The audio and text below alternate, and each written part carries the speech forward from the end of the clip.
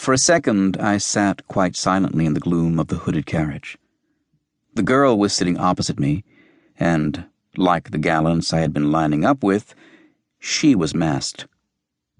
It was an odd mask, glittery and shaped like the beak of a bird. Though golden and studded with green stones, it was eerie-looking, and in other colors would have been quite sinister. She was pale and blonde. But since that went for the entire non-goblin population of this land, it was hardly informative. She wore her hair in golden ringlets which broke around her shoulders and the lacy enticement of her neckline. Her dress was of a rose-colored silk adorned with frills and some small amethysts.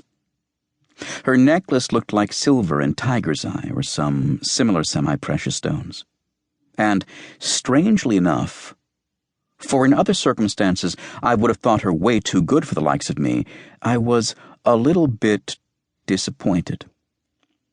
In my old Cresden haunt, the Eagle, a woman like this would have turned heads like hands on a clock.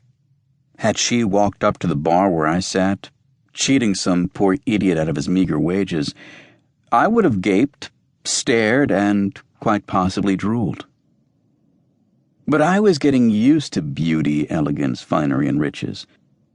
I was not quite so easy to impress these days.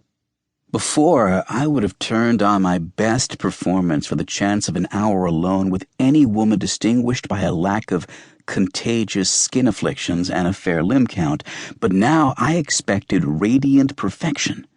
The girl, under her mask and silk, might well be it, but her jewelry clearly wasn't.